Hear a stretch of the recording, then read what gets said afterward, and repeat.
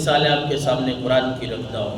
ایک اور مثال ہے، یہودی ملے حضرت عمر فاروق کو، ایک یہودی کہنے لگا کہ اے عمر، یہ جس فرشتے کا تذکرہ تمہارے نبی کرتے ہیں، تمہاری کتاب میں قرآن میں جس فرشتے کا تذکرہ ہے جبریل کا، ہم تو بہت بڑا دشمن اس کو سمجھتے ہیں۔ نعوذ باللہ۔ وہ یہودی کہہ رہا تھا ہم تو اس کو اپنا بڑا دشمن سمجھتے ہیں، آپ کی کتاب میں اس کی بڑی تعریفیں ہیں، آپ کے نبی اس کی بڑی تعریف کرتے ہیں، آپ کے لیے تو بلکہ اتنا ہے کہ سارے نبیوں کے پاس جو وحی کا سلسلہ ہے وہ یہی جبریل لے کے آتا رہا، ہمارا تو بڑا دشمن ہے۔ حضرت عمر فاروق رضی اللہ تعالیٰ عنہ نے اسے کہا من کان عدو للہ ملائکتہ ورسلہ وجبریل ومیکال فإن اللہ عدو للکافرین۔ اے یہودی، جو بھی جبریل کا دشمن ہے، میکائیل کا دشمن ہے، اللہ کا دشمن ہے، اللہ اس کا دشمن ہے، یاد رکھیں۔ حضرت عمر فاروق نے اسے یہ عربی عبارت میں جو جواب دیا، اللہ تبارک و تعالیٰ نے اسی کو قرآن کا حصہ بنا دیا۔ قل من کان عدوا لجبریل فإنه نزله على قلبك بإذن اللہ۔ اس کے بعد اللہ نے فرمایا من کان عدوا للہ وملائکہ، اے نبی آپ لوگوں کو بتا دیں کہ جو بھی اللہ کا دشمن ہے، فرشتوں کا دشمن ہے، جبریل کا، میکائیل کا، کسی کا بھی دشمن ہے اگر مسلمانوں میں سے، تو اے نبی ان کو بھی بتا دیں کہ پھر اللہ بھی اس کا دشمن ہے، اللہ بھی اس کے ساتھ دشمنی رکھے گا۔ اسی طرح جو مقام ابراہیم پہ آج ہمارے حجاج کرام ہم عمرے کے لیے جاتے ہیں، طواف کرتے ہیں، مقام ابراہیم کے لیے ہمیں حکم ہے کہ وہاں نفل پڑھیں، نماز پڑھو۔ حضرت عمر فاروق رضی اللہ تعالیٰ عنہ نے یہ رائے دی کہ اللہ کے رسول، مقام ابراہیم بہت عزت والا مقام ہے، یہاں تو وہ پتھر پڑا ہے جہاں اللہ کے نبی حضرت ابراہیم نے کعبہ شریف کی تعمیر کی ہے، ان کی اس پتھر میں نشانات ہیں، یہ بڑا فضیلت والی جگہ ہے یہ۔ تو اللہ کے نبی اگر ہم اس کے ساتھ نماز پڑھیں، اس کے قریب اس کو اپنا مصلی بنا لیں، اس کے آس پاس نماز پڑھیں تو کیا ہوگا؟ آقا کریم علیہ السلام کو اللہ تبارک و تعالیٰ نے آیت کریمہ کا یہ حصہ نازل فرما دیا، وَاتَّخِذُوا مِن مَّقَامِ إِبْرَاهِيمَ مُصَلًّى۔ اے نبی آپ مسلمانوں کو بتا دو کہ جب طواف کرنا ہے تو نماز جو ہے وہ مقام ابراہیم کے قریب پڑھتی ہے، مقام ابراہیم کو اپنا مصلی بنا دو۔ یعنی حضرت عمر فاروق رضی اللہ تعالیٰ عنہ وہ شخصیت، وہ ہستی ہیں جنہوں نے اسلام کی اتنی خدمت کی ہے، شجاعت کی، بہادری، ہر قسم کی، اسلام کو اتنا بلند کرنے کے لیے زور لگایا ہے کہ پھر اللہ تبارک و تعالیٰ نے ان کی رائے کو بھی قرآن مجید کا حصہ بنا دیا۔ اور کبھی جو ہے شراب کے لیے، شراب چونکہ پہلے حرام نہیں تھا، اللہ تعالیٰ کا حکم آیا، لیکن وہ حکم کو اتنا واضح نہیں تھا، بھائی شراب جو ہے یہ ٹھیک نہیں ہے، اچھی چیز نہیں ہے۔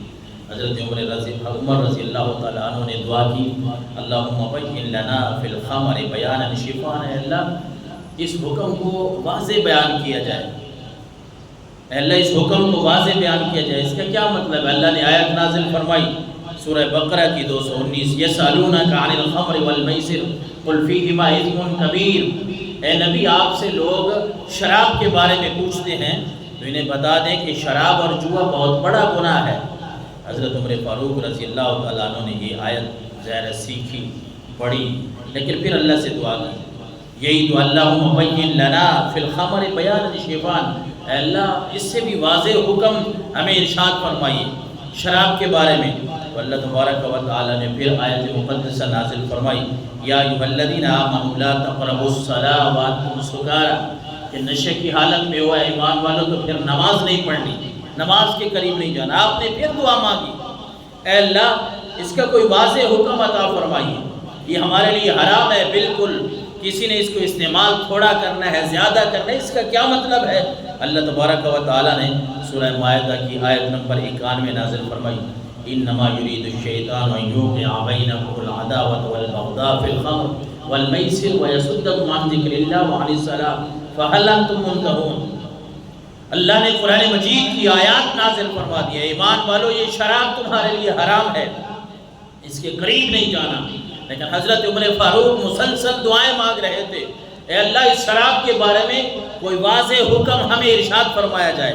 پھر اللہ نے فرمایا اے سارے مسلمانوں کے لیے، ایمان والو یہ شراب یہ جوا، یہ بت، یہ پاسے، یہ ساری چیزیں میں حرام کر رہا ہوں۔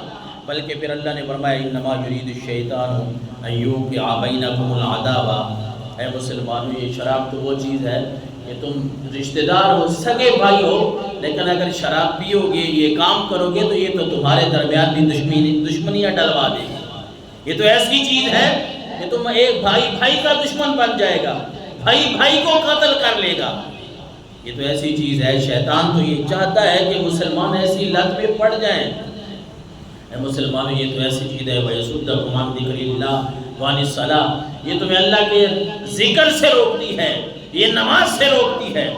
لہذا اب اللہ کا حکم آ گیا فَهَلْ أَنْتُمْ مُنْتَهُونَ، کیا تم اس سے بچنے والے نہیں ہو؟ اب اس کے نزدیک نہیں جانا۔ یہ بھی حضرت عمر فاروق رضی اللہ تعالیٰ عنہ کی دعا کا اثر ہے۔ عبداللہ بن ابی منافقوں کا سردار ہے۔ آقا کریم علیہ السلام جب وہ فوت ہوا، عبداللہ بن ابی منافقوں کا سردار ہے، ہمارے بچے بھی کتابوں میں پڑھتے ہیں۔ اس کا ایک بیٹا ہے، وہ پکا مسلمان ہے، وہ اللہ کے نبی صلی اللہ علیہ وسلم کا پکا غلام ہے۔ یعنی باپ اسلام کی مخالفت کرتا ہے، اللہ کے نبی کے پیچھے نمازیں بھی پڑھ لیتا ہے، پھر مخالفت بھی کرتا ہے، پھر مسلمانوں کو ورغلاتا بھی ہے۔ کبھی کسی جنگ سے مسلمان جا رہے ہو، تیاری کر رہے ہو جنگ کی، تو یہ کہتا ہے کہ لوگ کیوں جا رہے ہو؟ آگے کافر جو ہے وہ ہزاروں کی تعداد میں آ رہے ہیں، تمہارے بچے یتیم ہو جائیں گے، تمہاری بیوی بیوہ ہو جائے گی، والدین کے لیے یہ مصیبتیں ہوں گی۔ مسلمانوں کو ورغلاتا ہے، منافقت کرتا ہے۔ فوت ہو گیا بیٹا، چونکہ پکا مسلمان ہے، اللہ کی توحید پہ یقین رکھنے والا ہے، اللہ کے نبی کے ساتھ بڑی محبت کرنے والا ہے۔ بیٹا حاضر ہو گیا، اللہ کے رسول میرے باپ کا جنازہ ہی پڑھا دیجیے، اس کے لیے میرے باپ کے کفن کے لیے اپنی کوئی قمیض بھی، کوئی کرتا عطا فرما دیں۔ آپ صلی اللہ علیہ وسلم نے جب بیٹے کو دیکھا کہ بیٹا میرا غلام اللہ کا فرما بردار، اللہ کی توحید پہ اقرار کرنے والا، اس پہ بڑا پختہ ہے، اب اس کو جواب کیسے دیا جائے؟ اس کو چونکہ اس کا تو باپ ہے، اس کا باپ ہے، اس کو میں کیسے کہوں کہ نہیں میں یہ نہیں کر سکتا؟ تو اللہ کے نبی صلی اللہ علیہ وسلم نے جب اپنا کرتا عطا فرمانے لگے اور پھر وہ فوت ہوا تو اس کا جنازے کے لیے آپ نے کہا ٹھیک ہے اچھا میں پڑھاؤں گا، تو حضرت عمر فاروق رضی اللہ تعالیٰ عنہ کھڑے ہوئے۔ آپ حضرت عمر فاروق عرض کرنے لگے اللہ کے رسول یہ تو وہ بندہ ہے جس نے اسلام کے لیے یہ باتیں کہی، آپ کی ذات کے لیے یہ گستاخی کی ہے، اللہ کے لیے یہ باتیں کرتا ہے، مسلمانوں کے لیے ساری باتیں بتا دی۔ خیر اس وقت حکم نازل نہیں ہوا تھا، اللہ کے نبی نے جنازہ پڑھا دیا، لیکن حضرت عمر فاروق رضی اللہ تعالیٰ عنہ نے جو باتیں کہی تھی کہ اللہ کے رسول جو مشورہ دیا تھا، پھر اسی کے مطابق کہ اللہ تبارک و تعالیٰ نے آیت نازل فرما دی وَلَا تُصَلِّ عَلَىٰ أَحَدٍ مِّنْهُمْ مَاتَ أَبَدًا۔ اے نبی اب آج کے بعد اگر کوئی منافق اس طرح کا بندہ اگر کوئی فوت ہو، اس کا جنازہ نہیں پڑھنا۔ آپ نے